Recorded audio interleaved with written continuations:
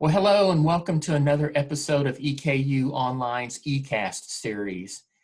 EKU Online's mission is to change lives by providing access to affordable and high-quality degree programs in meaningful disciplines that positively impact our society.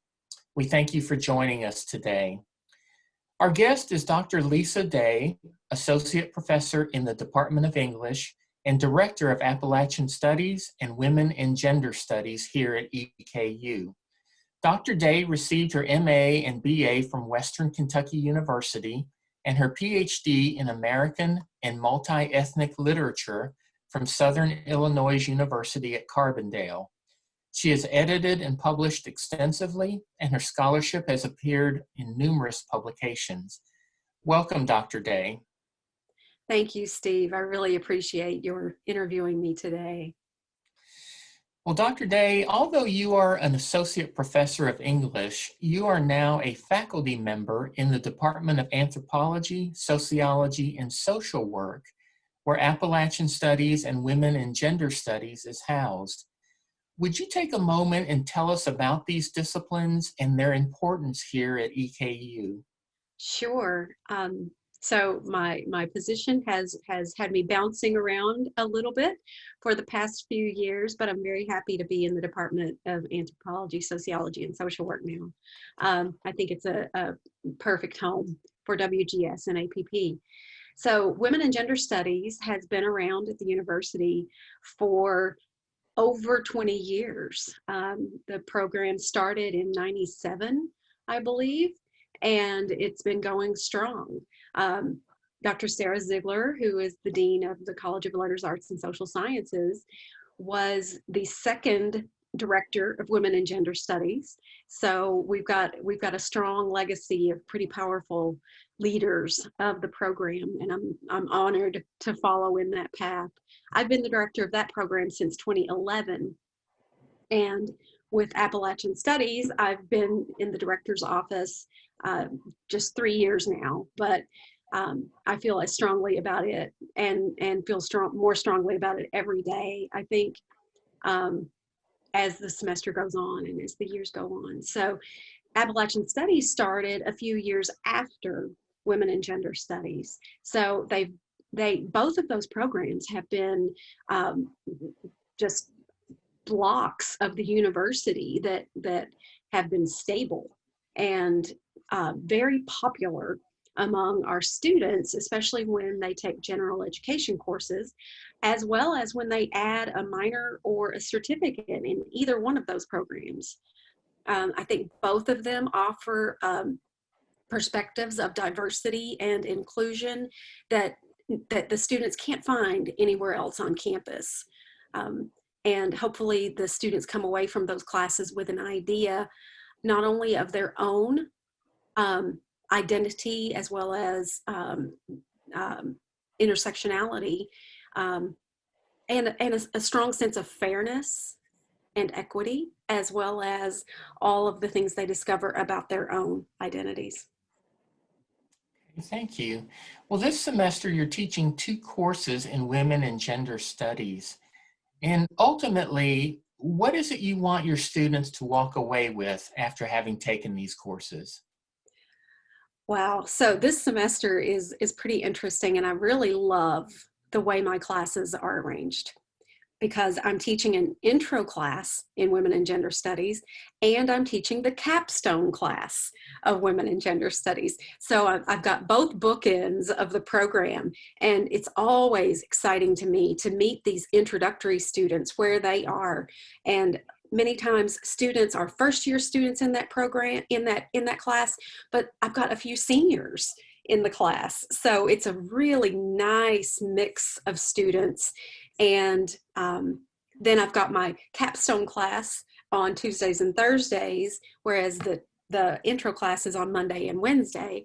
And in my capstone class, the students are at the end of their programs, they're getting ready to graduate. So the perspective on world issues, as well as their academic ability and maturity, they're so much different from the 201 class.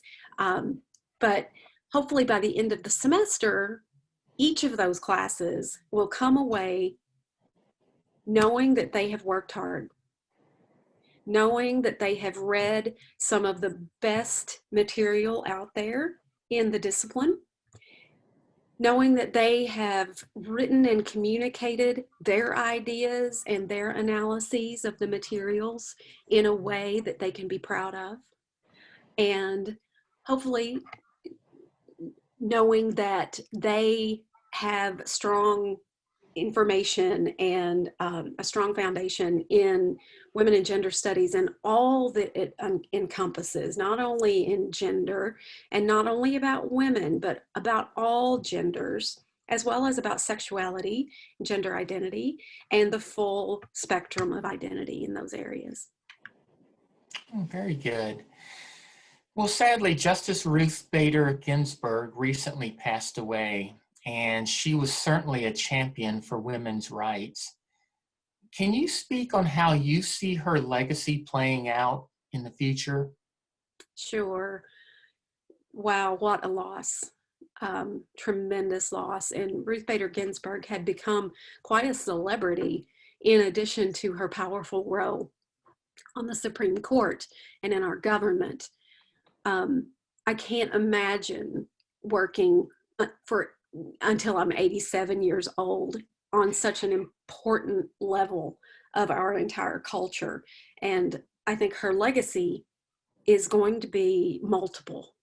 And some of the things that we're going to take away from her legacy include the basic resilience and persistence that she constantly showed in her role as a justice. You know, she was only the second woman appointed to the Supreme Court, and she stayed in that role for, I think, 27 years. She still wasn't ready to stop working, even on the day she died. So sad, but so significant and impressive at a very deep level. I think the legacy that she's leaving in terms of American culture and society, though, is far more important. And that legacy includes the very basics of human rights. You know, she has been frequently called a trailblazer, and I think in that trail that she blazed, she left incredible an incredible legacy of not only equal rights for women and men, but also for human rights, for trans rights, for racial equality and equity. And I think that legacy is stronger than any kind of resistance that is being shown right now. I think she taught the nation how to be civil to each other. And, you know, even though the Equal Rights Amendment was never passed, was never made into law, she did several things that assured that everybody in this country had the rights that the Equal Rights Amendment was trying to achieve. So I think her legacy is going to be widespread, and I think it's going to be affecting the Supreme Court as well. You know, I think now that her voice of dissent won't be there anymore, I think she's left a huge responsibility on the other justices to make sure that they're seeing the point of view that she probably would have raised. I'm reading some information and some speculation that it might even change the makeup of the Supreme Court. I was listening just this morning to a constitutional lawyer who was saying that, you know, maybe it's time to add justices. Maybe it's time to add to 11 justices or even 13 justices like Roosevelt had once proposed. You know, I think the other justices are going to be, you know, the political centrism of the group is going to be shifting a little. So right now, you know, it's the John Roberts Court, and it's fairly right-leaning It has been fairly right-leaning in the past few years, but now it's going to move a step farther to the right. And so I think, Justice Roberts may not be the center perspective as much anymore, because he's always been kind of a moderate, and even though he's on the right side politically, it might shift even farther to the right. So it's going to be incredibly important for an even and balanced court with their decisions to keep in mind what Ruth Bader Ginsburg would have said. So I hope Elena Kagan steps up more vocally. I hope Sonia Sotomayor steps up and speaks out more vocally. And I think we're going to be seeing some changes a lot in the legacy that Ginsburg left. Well, along these same lines, recently we've seen, well, talking about the political realm, we've seen a lot of traction gained through movements like the Me Too movement and other activism campaigns. What do you think, in light of our political climate, in light of our cultural climate, what do you think their long-term impact will be? Well, we call it hashtag activism, whereas, most everybody has a social media account of at least one type. Most of us have several social media accounts, and, the hashtag with a word at the end of it has become a very popular way of communicating very briefly an issue or even a topic that the person wants to refer to, in addition to what they've said in the body of their message that they have posted. And Me Too came along much longer ago than the recent news has made it seem. So Tarana Burke in 2008 started that campaign specifically for women of color in New York City who were seeing all kinds of violence with immense impunity of their assailants and of the people who were exacting this violence onto them. And I think with the impact of that whole movement, by stepping up and saying, "Me too," an immense sense of solidarity has happened as a result. If a million women around the country, a million people around the country are stepping up and saying, "You know what? I've experienced that too," and they don't even have to go into detail about the kind of violence or oppression that they have experienced, just by virtue of saying "Me too," it gives that sense of togetherness. No one has to suffer alone through these issues. And by making the issues more public, even without sharing the exact details of it, we're saying there's power in numbers. And it communicates to our culture, our surrounding culture, that we're not going to be putting up with that kind of treatment anymore, that it's wrong. And even if a person hasn't experienced violence or that kind of oppression that goes into the Me Too movement, there are tons of people paying attention to this kind of activism. And in that attention is a level of bystander behavior, so that people are learning more about the impact of violence and oppression on individuals, and all of the ramifications that can happen after such an experience. And the bystanders who are learning about this are now stepping up in greater numbers everywhere. And they're no longer victim blaming. They're no longer saying things like, "Well, why did that woman want to work for that person if she had heard about their reputation?" Things like that. I'm not hearing that as much.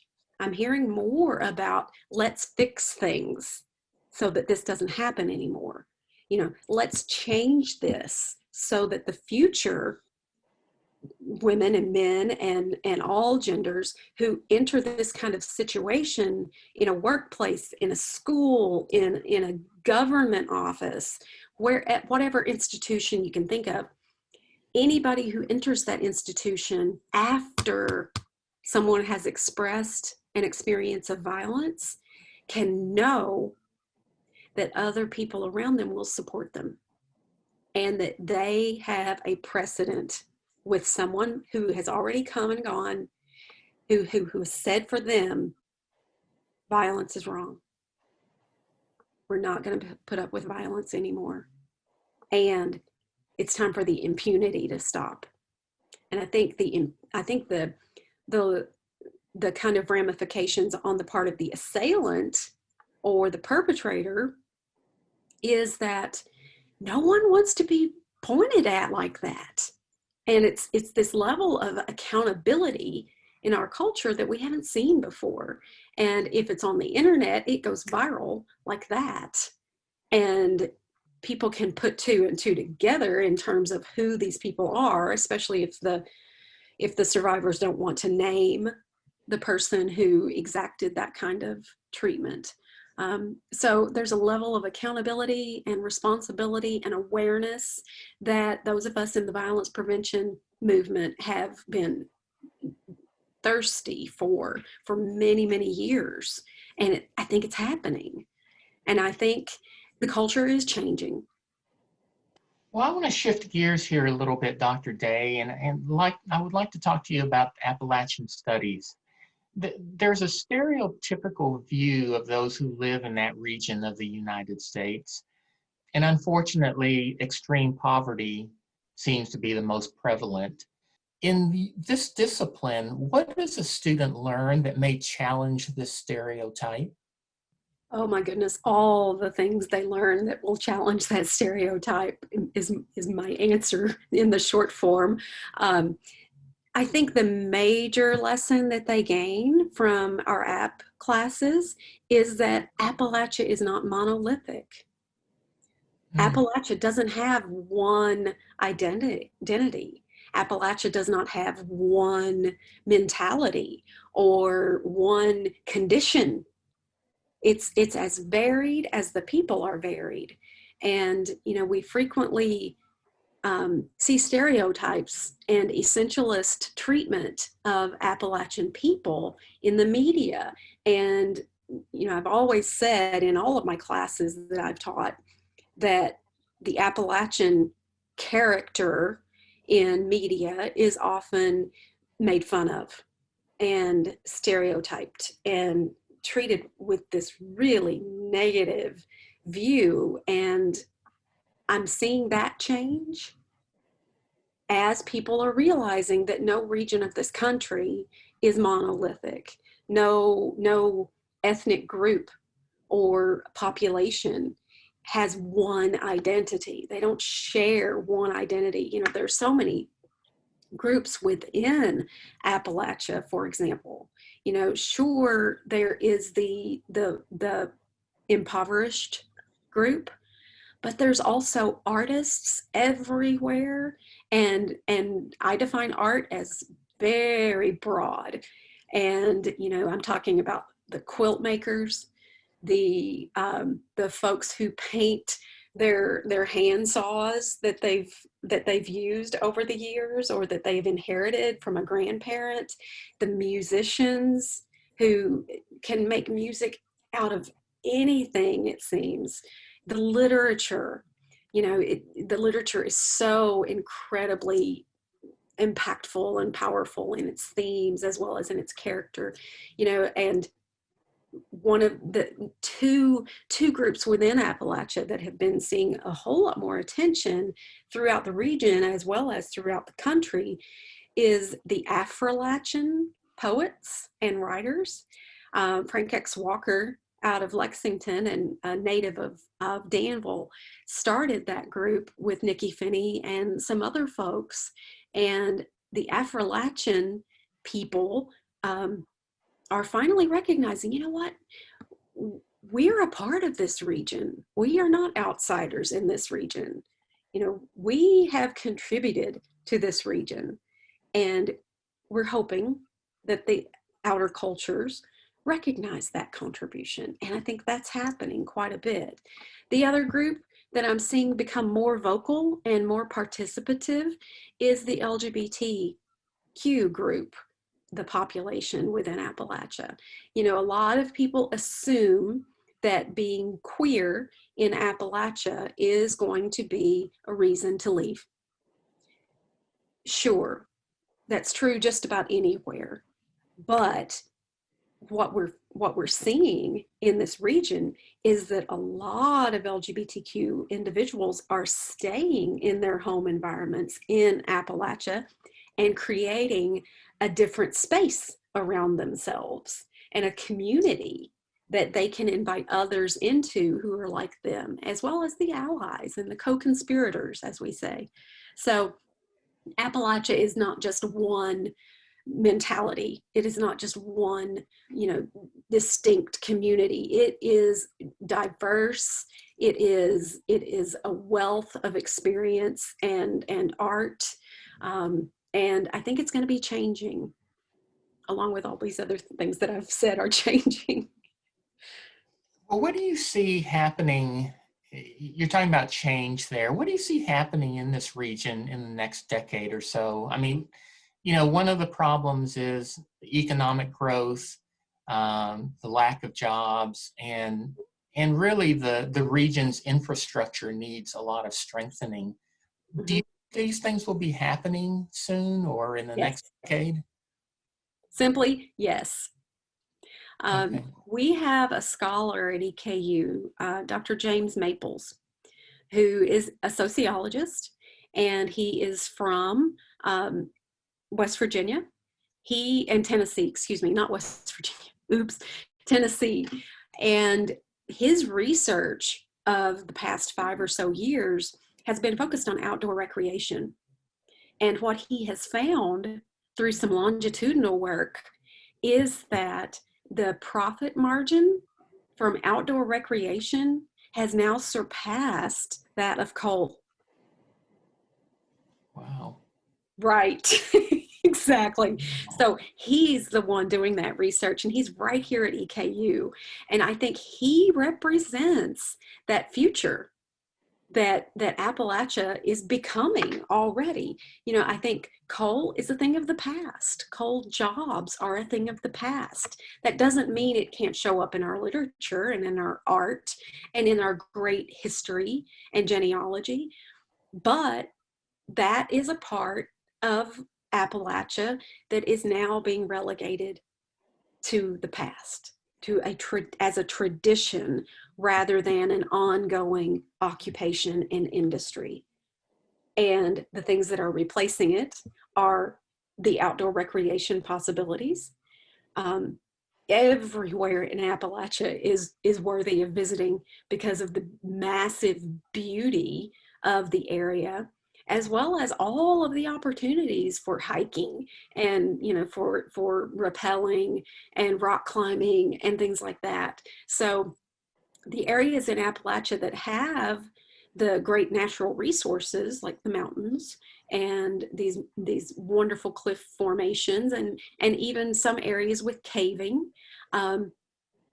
they can capitalize on providing more access and starting services like guide work, having a trail guide or a rock climbing guide, to accompany people on their little adventures. So, I think the future is going to be changing with the millennials as well as Gen Z.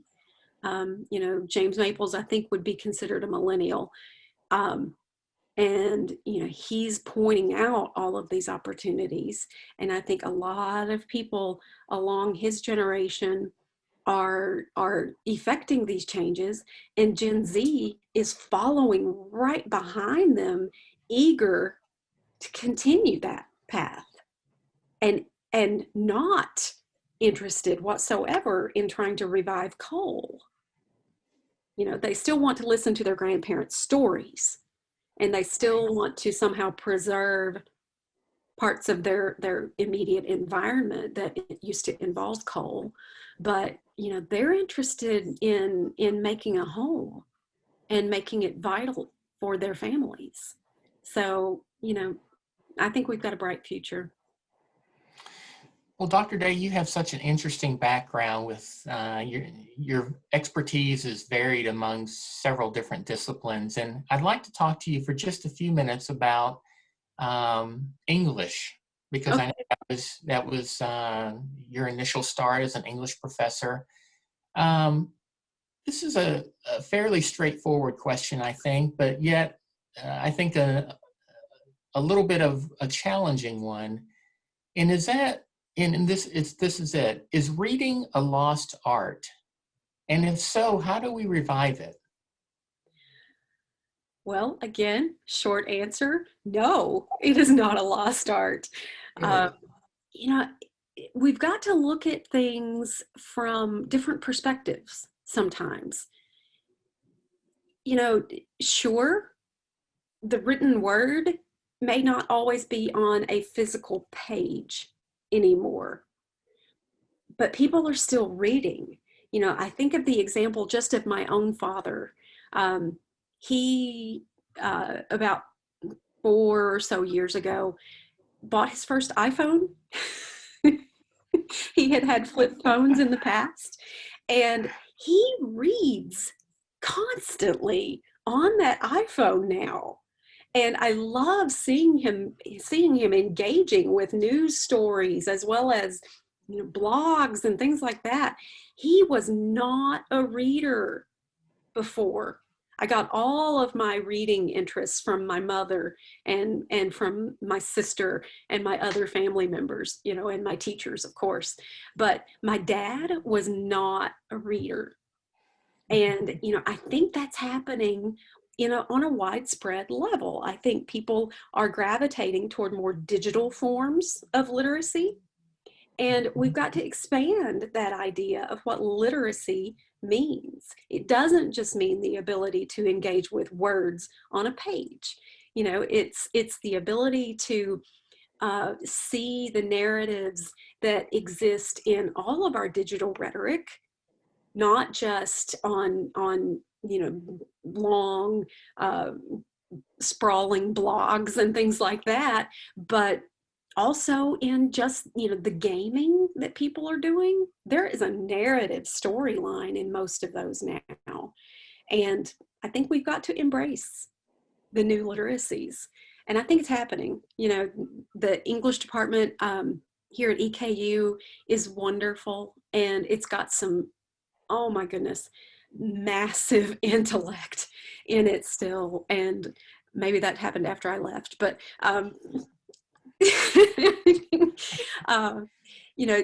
they're changing things over there so that things are not as traditional, and things don't have the traditional boundaries that we used to have around literary periods or even identities of authors. They're changing things so that all of these new literacies are coming in, and they're part of whatever we used to call the classics. We've said goodbye to those, not wholly, but the syllabi that are being constructed these days do not rely solely on the classics. They're broad and vast in their representation of types of text, as well as identities of authors and genres and everything like that. So I think reading is here to stay. And I'm even fascinated when I hear things like the Amazon Kindle didn't take off as well as Amazon would have wanted it to. People are still buying books. So I think books themselves, the hard copies, like I mentioned earlier, are not going away. But what's happening is that we're expanding the ideas of what a text might be. So I don't think it's a lost art at all. I think it's an expanding art. Well, with reading and writing so vitally important, What do you feel like is the university's role in improving these essential and critical skills for our students? And it absolutely is essential. And, I'm loving seeing what's happening with the QEP and, my colleagues from the English department who lead those efforts. This year, I think it's Reading with Purpose.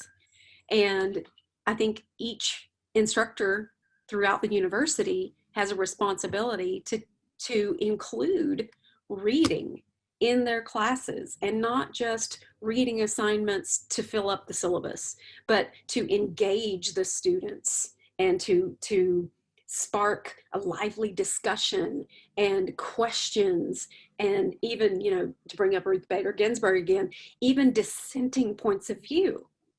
Those are vitally important to the discussion of great ideas. I've often told my students that they're fine if they want to disagree with me, because if everybody agreed with me, it would be a boring world for me.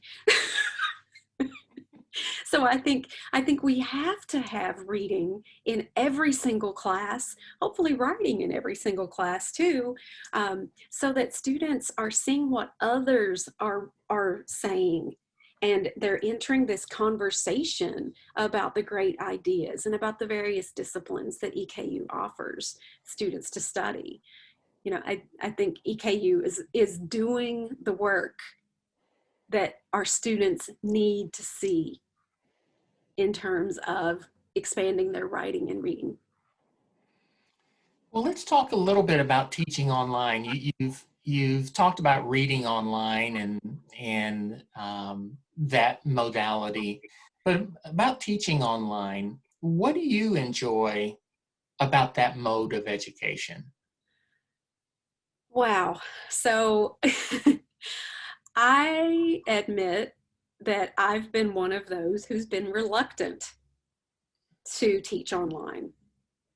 I absolutely crave the face-to-face and the physical connection with students in a classroom. Um, so I kind of fought against my own conversion to online teaching. However, I've still done it several times. I've taught several summer classes online. And last spring, in spring 2020, when the pandemic hit, all of us had to go online. And at the time, I admit it was frightening. It was absolutely frightening for me to think of losing that face-to-face contact. And in the spring, I did everything asynchronously so that the students didn't have to be in one place all at the same time, watching their computer screens from wherever they were in the region. So what emerged from that was this sense that I had to be on top of my game the whole time. And I've always been a pretty organized instructor. Every semester that I've ever taught, I've changed my syllabus. And, I keep things interesting for myself, and I try to keep things as current with, trends, as well as, changing emphases in the disciplines that I'm teaching in. So every time I teach a certain course, the syllabus gets pretty drastically revised. So I've always been the type of person who plans every single day of the semester for the students, and I give them this very detailed schedule. But with the online environment, what I have found is that the organizational skills require that sort of preparation at the outset, but it also requires the instructor to invest more time and more energy into discovering the most optimal ways of reaching the students through different modalities and through different techniques And, we can't just be a talking head on a video screen. We've got to mix it up for our students. And we've got to be able to be accessible in all of our materials so that students of different abilities can also do well in our classes, even without the face-to-face contact. We've got to be lifelong learners, first and foremost. And online teaching gives another level of lifelong learning that all of us should be doing. Well, EKU Online has traditionally been the non-traditional students, the adult learners. How would you compare your experiences with adult learners versus the traditional age college students? Especially in an online environment, do you see any differences or similarities between the two? Well, anywhere I go, anywhere I've taught, students are students. Students are going to have their own distinct personalities, their own distinct learning styles, and they're going to be at different places along the continuum of their education. I love all of them. I really do. I love this job. I love teaching. And, I've often said, speaking of hashtag activism from earlier, I've often made comments on my social media that says, today was a great teaching day or whatever. And then I'll hashtag dream job. So I love teaching. I love engaging with students from wherever they are on the intellectual spectrum, as well as wherever they are in the world and in their own lives. What I have found from the non-traditional learners is that I've got to be slightly different in my approach with them. For one thing, I try not to talk down to any of my students, whatever age they are, because I want them to know that everyone in my classes is an adult. And I'm going to respect them for their lived experiences and their positionality and their perspectives. What happens with the non-traditional folks, though, is they come in with, we were speaking of books, they come in with the equivalent of bookshelves of life experience. And they can share perspectives on a certain issue that the younger folks won't have had yet. It's inevitable that they are going to be able to add lived experience and their situational perspectives. I also find that the non-traditional students will also be more inquisitive, especially about my requirements for them. They will call out and recognize busy work quicker than any other student will.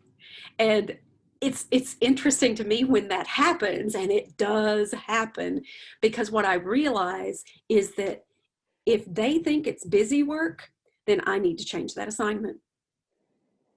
So they keep me on my toes pedagogically. They show me how to be a better teacher. They show me how to be clearer. They show me what I need to do in terms of why I'm asking them to do a certain type of work and why I'm asking them to read this set of materials. So many times professors imply the significance of a particular assignment, or they imply the significance of knowing about a certain theorist or scholar. What the non-trads do is to make sure I'm making it literal about the significance. I can't, I tell my students, I can read your papers, but I can't read your minds. And I think that's true on the other side as well of the classroom. The students can't read our minds about why they're doing certain types of work. We have to be able to explain and announce literally why it's important that they're doing this work. Thank you. Dr. Day, as we begin to wrap this up, I want to ask you a quick question here. What would you say to a prospective student who came up to you and said, Dr. Day, why should I pursue a minor or get a certificate in women and gender studies or Appalachian studies? What good is that for me? You know, our students at EKU, you know, it's a school of opportunity, and our students see their degrees as vocational possibilities. And they want to know that they can get jobs and pursue careers in the areas that they're studying here at the university. And what I can tell them based on past experience with graduates is that the Women and Gender Studies minor or certificate, as well as the Appalachian Studies minor or certificate, can be the key that unlocks them into a certain job. I have so many examples from former students, including a biology major who graduated with a Women and Gender Studies minor. He applied to medical school. He applied to several medical schools. The medical school that eventually accepted him, and he's still in that program, told him outright that when they were looking and reviewing their applications for admission, that all of the applications looked just alike. But his had women and gender studies in it. And his application moved from about mid-range all the way to the top because he had understood, he had pursued understanding of a distinct population. And they wanted that kind of specialized experience in their medical school, in their students, and in their future doctors. You know, some other examples, Peace Corps.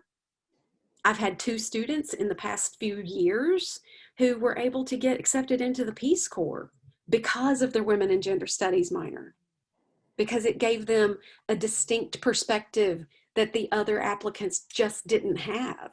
You know, with Appalachian studies, you know, I've had the question quite a few times, why is that considered a gen ed diversity class?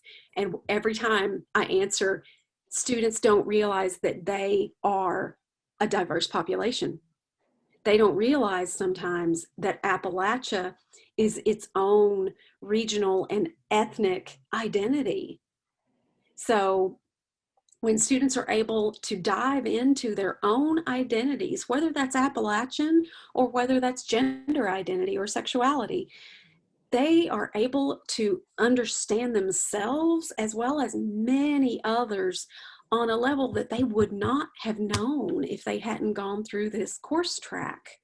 So I think, you know, jobs and careers, admission into graduate schools in whatever field, as well as deeper awareness of the people around them and cultural awareness as well. So many reasons to pursue a WGS or an APP minor, and I would love to talk to anybody about those possibilities. You know, and a lot of times it's tailored to the individual, and that's what I tend to do whenever a student comes in. I pull up their degree works immediately and I say, let's see how this would work. And we talk through the possibilities and we brainstorm about what kind of career paths they might pursue based on what they've already done and based on what they plan to do with their degrees. So it's endless. Well, Dr. Day, this has been a fascinating discussion. We've covered so much territory. We just really appreciate your time, and we just look for continued excellence in women and gender studies and in Appalachian studies here at EKU. I just want to thank you again for your time and for just a great discussion this morning. Thank you so much for having me.